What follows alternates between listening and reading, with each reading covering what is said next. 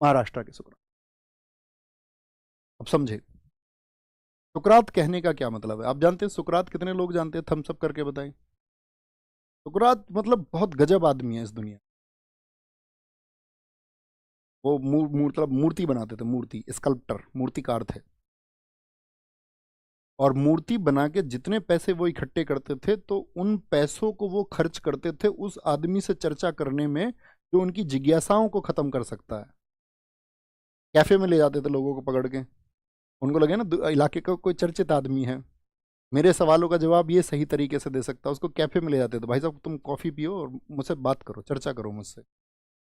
और जब तक संतुष्ट नहीं हो जाते थे तब तक उसको छोड़ते नहीं थे। सॉक्रेटीज, आप पढ़ते होंगे सुकरात, कोई किताब नहीं लिखी इन्होंने, कुछ नहीं लिखा, कुछ नहीं।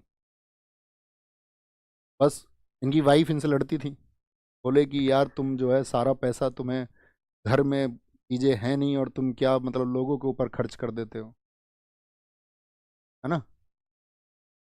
लेकिन उन्होंने जो उनके स्टूडेंट्स बने, आप समझना मेरी बात को, स्टूडेंट्स जो उनके शिष्य बने, उन्होंने अपने शिष्यों को क्या सिखाया। सुकरात ने, सुकरात ने अपने शिष्यों को यह सिखाया कि आपको जिंदगी में अगर कुछ सीखना है तो चुनाव करना सीखना होगा कि आप किसको गुरु बना रहे हैं, आप किसको सही व्यक्ति मान रहे हैं, तो ये आपको चुनना होगा। कहीं ऐसा तो नहीं आपने शक्ति ऐसे व्यक्ति को दे दी है कि जो डिजर्व ही नहीं करता। तो वो लोगों के अंदर चेतना भरते थे, चेतना कि तुम्हें सवाल करने चाहिए, सवाल। जैसे कि उनके शिष्यों ने, एक बार चर्चा आती है, बड़ी चर्चित आती है कि एक आपका मतलब कि एक जगह सभा हो रही थी, तो जो सिकंदर के पिता है, फिलिप सेकंड, फिलिप द्वितीय, तो बहुत सारे लोग ये मानते हैं कि जो फिलिप द्वितीय है वो ईश्वरीय औलाद था, ईश्वर की कृपा से पैदा हुआ, कि जो वहाँ पे ईश्वर है, ठीक है, उस ईश्वर ने आपका रूप लिया और सांप का रूप धारण करके और उसकी जो माता थी उसके शरीर से संपर्क बना करके और इंटरकोर्स किया। तो लोगों ने कहा कि यार फिर वो उसको हम ईश्वर क्यों मान लें। छात्रों, उनके छात्र तो सवाल करते थे ना, उन्होंने अपने छात्रों से कहा सवाल करने के लिए, तुमको सवाल दागने होंगे। तो उन्होंने कहा कि ऐसे व्यक्ति को हम ईश्वर क्यों मान ले जिसने दुराचार किया किसी एक स्त्री के साथ में, या उस स्त्री की परमिशन के बिना उससे जो है आपका के शरीर से संपर्क स्थापित किया। तो जो वहाँ पे ज्ञान दे रहे थे वो आपका तो बड़े घबरा गए। उन्होंने कहा यार ये तो सवाल पूछने लगे, सवाल पूछेंगे तो गड़बड़ होंगे। जैसे एक जज साहब को उनके स्टूडेंट्स ने पकड़ लिया, तो लोग अरस्तू का विरोध करने लगे। फिर इस बात पर लोग जिनकी बनी बनाई सत्ता के खिलाफ सवाल उठ रहे थे,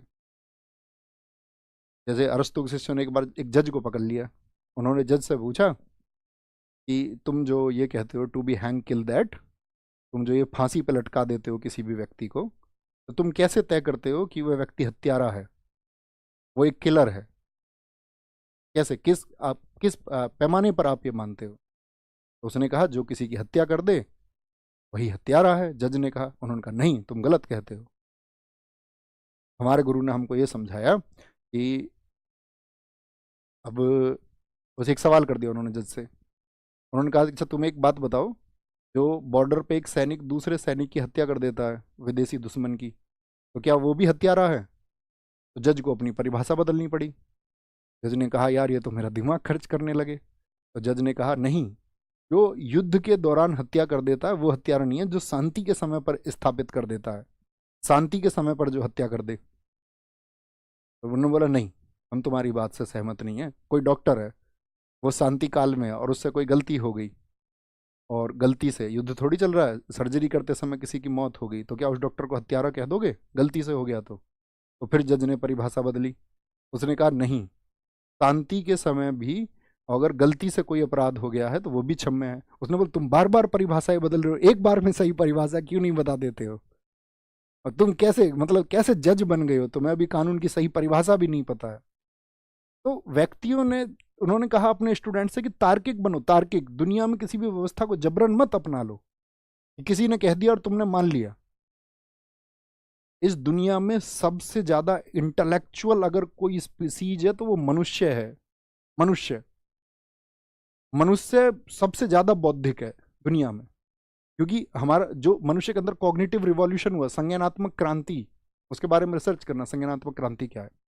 संज्ञानात्मक क्रांति का मतलब है कि व्यक्ति के शरीर के वजन की तुलना में उसके दिमाग का आयतन का अनुपात जितना ज्यादा होगा, उस व्यक्ति के अंदर उसके विलक्षण होने के या उसके बुद्धिमान होने के उतने प्रबल दावेदारी होंगी।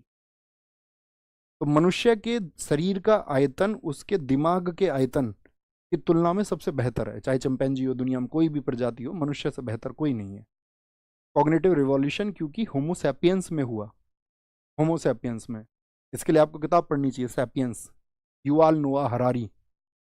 जितने भी लोग बात कर रहे हैं वो पुस्तकें पढ़ के ही तो बात कर रहे हैं। किसी को ऐसा नहीं है कि इस देश में आपको लगेगी यार किसी के ये तो किस तरह की बातें कर रहे हैं, इतनी गजब बातें कहाँ से, सब पढ़ के आता है। दुनिया में कोई भी बात कर रहा है तो किताबों के आधार पर बात कर रहा है। इस दुनिया में, इस वर्तमान समय में कोई महात्मा बुद्ध नहीं है कि उनको कोई जागृत अवस्था प्राप्त हो गई है एकदम से और उनके दिमाग के ताले खुल गए हैं, नहीं।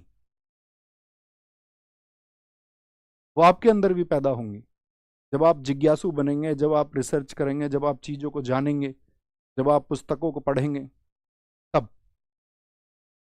ठीक है। तो महादेव गोविंद रानाडे, इसीलिए इन्होंने भी क्या किया, अपने जितने भी इनके फॉलोअर्स थे, अनुयायी थे, तो इन्होंने उनसे कहा कि यार तुम जिन प्रथाओं में कमियां हैं उनको क्यों मानते हो। जैसे दक्षिण भारत तो नहीं मानता आपकी दहेज की प्रथा को, तुम उत्तर भारत के लोग इतना घमंड करते हो, या हम उत्तर भारत के लोग इतना घमंड करने लग जाते हैं। बोले जी अच्छा ये लड़कियां क्यों नहीं चुन लेती उन लड़कों को जो बेरोजगार हैं।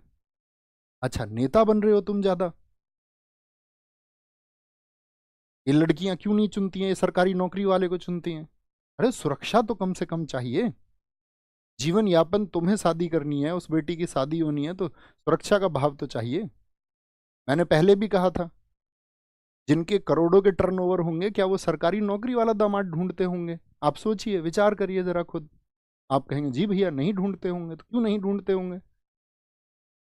सरकारी नौकरी का महत्व कहां पर है? निम्न वर्ग और मध्यम वर्ग तक। उच्च वर्ग के लिए उसका महत्व ही नहीं है। जो आर्थिक रूप से बहुत मजबूत है उनके लिए कोई महत्व नहीं होता उसका, सरकारी नौकरी का, वो उस तरफ देखते भी नहीं। समझ पा रहे हो?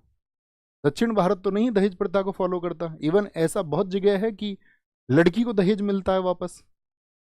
उत्तराखंड में बहुत सारी जगह नहीं दिया जाता दहेज। तो उन्होंने कहा कि तुम प्रश्न तो करो व्यवस्थाओं पर, तुम प्रश्न करके देखो एक बार व्यवस्थाओं पर और जानो, जड़ से उनको जानो। जबरन ऐसे नहीं कि जी नहीं। एक लड़की तो भैया आजकल ऐसी है कि 10 लाख का दहेज दिया और 60 लाख की एलिमनी मांग ली। तो क्या इस समस्त संसार की या इस हिंदुस्तान की सारी लड़कियों ने एलिमनी मांग ली? एलिमनी मांगने वाली लड़कियों की संख्या आज भी 0.01% है, और उन 0.01% की वजह से आज समाज की 99.99% लड़कियों को जज नहीं कर सकते हैं। किसी एक ने बाहर जाकर के आपकर के पति के अलावा किसी और से अफेयर कर लिया, ऐसी महिलाओं का संख्या 1% है, तो उसके लिए आप बाकी 99% महिलाओं को जज नहीं कर सकते।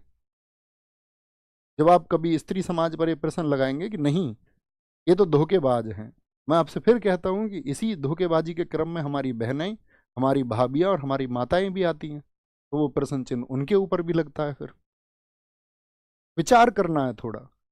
तलाक जैसी चीजें होने के पीछे बहुत सारे फैक्टर्स होते हैं, बहुत सारे कारण होते हैं, बहुत सारे। ऐसे नहीं कि किसी का तलाक हुआ तो लड़की जिम्मेदार है, या किसी का तलाक हुआ तो लड़के जिम्मेदार हैं सिर्फ। इसको लिंग के रूप में मत देखना तुम कि लड़के या लड़की, इसको तुम विचार करना, ये दोनों चीजों पर लागू होता है। बहुत जगह लड़के भी पिस जाते हैं, बहुत जगह लड़कियां भी पिसती हैं, वाइस वर्सा। लेकिन किसी एक घटना की वजह से आप ऐसा एक माहौल नहीं बना लोगे ना कि उसको संपूर्ण जाति पर आप लागू कर दो। बोले यस और नो, समझ पा रहे हैं मेरी बात को? समझना ही चाहिए। ये महाराष्ट्र के सुकरात हुए जिन्होंने लोगों को कहा कि तुमको विचार करना चाहिए। जन्म, इनका जन्म हुआ था आपका 1842 में महाराष्ट्र में, और मृत्यु हुई 1901